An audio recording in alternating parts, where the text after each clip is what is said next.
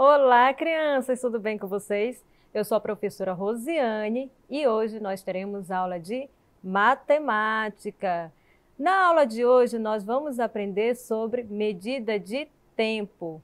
Hoje nós vamos entender que é por meio da medida de tempo que nós organizamos a nossa rotina diária, os nossos planejamentos, os nossos compromissos, nossas tarefas e também é por meio do tempo que nós lembramos aí de datas importantes, certo?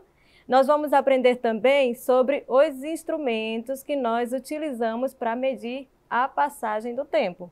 Mas antes disso, eu trouxe aqui para vocês um poema, cujo título é Mistério do Tempo. Vamos fazer a leitura desse poema junto comigo? Vamos lá. Mistério do tempo. O tempo é um mistério. Quando a gente está se divertindo, ele passa rapidinho. Quando a situação não está legal, demora mais que o normal. Há momentos que poderiam congelar e outros que poderiam se repetir. Mas o tempo não para. Quando a gente vê, o que há pouco começou, já passou ou terminou. Cada dia que passa, sinto que o tempo da gente anda sempre para frente. O que nos marca e fica para trás, na memória não se desfaz. É um poema de Silvana Tavano. Vocês também se sentem assim? Vocês também sentem que o tempo é um mistério, que quando você está fazendo algo bem legal, bem divertido, o tempo parece que voa, passa bem rapidinho? E quando se está em um momento não tão legal, o tempo parece que passa bem lentamente, não é verdade? Eu também tenho essa sensação. O importante é sabermos que, independente dessas sensações, o tempo não para. O tempo passa e passa, certo? Por isso que o ser humano ele sempre se preocupou ao longo da história em marcar a passagem do tempo. E com isso ele foi criando formas que foram evoluindo ao longo do tempo, né? Formas de medir essa passagem do tempo. E nós sabemos que não vai parar por aqui, porque o ser humano ele está sempre inventando e reinventando as formas de tudo conforme as suas necessidades vão surgindo, não é verdade? O ser humano ele sempre sentiu essa necessidade de marcar a passagem do tempo. Então, ele criou diferentes instrumentos que possibilitam aí a contagem e o registro do tempo decorrido, como, por exemplo, o relógio e o calendário, olha só. Certo? Será que esses dois objetos sempre existiram? O que vocês acham? Será que antigamente as pessoas sabiam que o tempo tinha passado? Como será que elas faziam para marcar a passagem do tempo? O que vocês acham? Olha só, bem no início, antes de existirem esses instrumentos, o ser humano marcava a passagem do tempo somente com o aparecimento do Sol e o aparecimento da Lua. E aí o tempo era dividido somente em dia e em noite, certo? Então, olha só, hoje nós vamos verificar esses instrumentos que o ser humano foi inventando ao longo do tempo. De olho na telinha. Um desses instrumentos que foram criados aí para medir o tempo é o relógio, certo? E aí nós temos imagens de vários relógios, né? Nós temos aí ampulhetas, relógios digitais, relógios de pulso, de mesa. Temos também, ó, relógios analógicos e relógios de parede. Também tem um despertador, certo? Um dos primeiros relógios que foram inventados é esse aí, ó. É o relógio de sol. ele é formado por uma base, e essa base aí, ela é chamada de mostrador, essa base redonda, certo? Que são divididos por linhas que vão indicar as horas. E aí vai ter também essa haste com a ponta fina. Essa haste é o que vai fazer a sombra, né? O que vai dar a sombra. Na medida que o sol vai se movendo, a sombra também se move, apontando aí sempre a hora, né? Indicando a hora, certo? E aí nós temos também esse outro modelo aí que é mais inclinado, né? Que também vai ter essa haste que vai produzir essa sombra para indicar a hora, também da mesma forma. Depois inventaram o relógio de água, também chamado de clepsidra, olha só.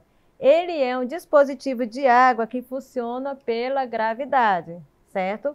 Perceberam que a água pinga aqui com uma certa regularidade nesse local aí, certo? Com uma certa regularidade de tempo e com isso se transformou em um contador de tempo. E aí nós também temos a ampulheta, também conhecido como relógio de areia, que funciona da mesma forma que o relógio de água. A areia vai passando pelo recipiente, de um recipiente para o outro, melhor dizendo, certo? Quando tiver passado toda a areia para o outro recipiente, significa que o tempo determinado ali passou. O tempo que a ampulheta vai indicar vai depender do tamanho delas, né? Tem ampulheta de 5 minutos, tem ampulheta de 10 e tem até de 1 hora completa, beleza? Depois vieram os relógios mecânicos, né? Que como o próprio nome já diz, funcionam aí mecanicamente, onde a máquina que tem dentro gera energia, fazendo com que os ponteiros se movam. E aí vieram os relógios de pêndulo, que utiliza esse pêndulo aí, que se move de um lado para o outro, gerando energia para movimentar os ponteiros, certo? E aí vieram os relógios analógicos, que é esse que utilizam aí os ponteiros para marcar as horas, né? Tem aí os ponteiros pequenos que marcam as horas, o ponteiro grande que marca os minutos e esse ponteiro vermelho mais fininho, ele vai marcar os segundos. E aí tem o relógio de bolso, né? Esse relógio, ele também é bastante antigo e ele era considerado uma joia. E aí tem o relógio de pulso, né, que todos já conhecem. Tem também os relógios na forma digital. Tem esse primeiro aí, que é o de pulso, e esse segundo, que é um relógio digital de mesa, né? Esse aí, a maioria acha que é muito mais fácil fazer a leitura da hora nele, porque ele já vem os númerozinhos aí indicando a hora, né? No primeiro relógio tem aí 23:08, né? 23 horas e 8 minutos. No segundo vai ter 12:03, que significa 12 horas e 3 minutos, certo? Da mesma forma que nós temos aí vários tipos de relógio, também tem aí alguns tipos de calendário, né? Que foram evoluindo e aprimorando ao longo do tempo. Temos aí o calendário judaico, o calendário indígena, o calendário islâmico e o calendário chinês, né? E nós temos também o calendário gregoriano, que é esse que costumamos utilizar. Nós podemos perceber que na estrutura dele tem aí umas tabelinhas, certo? Para cada tabelinha dessa, nós temos um mês. Vamos aprender melhor sobre esse calendário. Eu trouxe aqui para vocês, olha só. E aí a gente vai analisar juntos esse calendário. Eu vou fazer algumas perguntinhas, né, de base, para a gente ir respondendo e, ao mesmo tempo, fazendo análise desse calendário para a gente aprender melhor sobre ele. Olha só, você saberia me dizer quantos meses tem um ano? Como que a gente pode fazer para descobrir isso? A gente vai contar os meses do ano. Vamos lá? Aqui, esse calendário é do ano de 2022, certo? Vamos contar quantos meses nós temos aqui, ó. 1, 2, 3, 4, 5, 6, 7, 8, 9, 10, 11, 12. Então, agora, nós aprendemos que um ano tem 12 meses, certo? E quais são os meses do ano? Vamos lá, vamos fazer a leitura. Janeiro, fevereiro, março, abril, maio, junho, julho, agosto, setembro, outubro, novembro e dezembro, certo? Olha só, um bimestre se refere a quantos meses? Você sabe? Um bimestre se refere a 2 meses, certo? Então, a cada 2 meses, nós temos aí um bimestre. E quantos meses tem um semestre? Você sabe me dizer? Um semestre tem 6 meses. Então, a cada 6 meses, nós temos aí um semestre.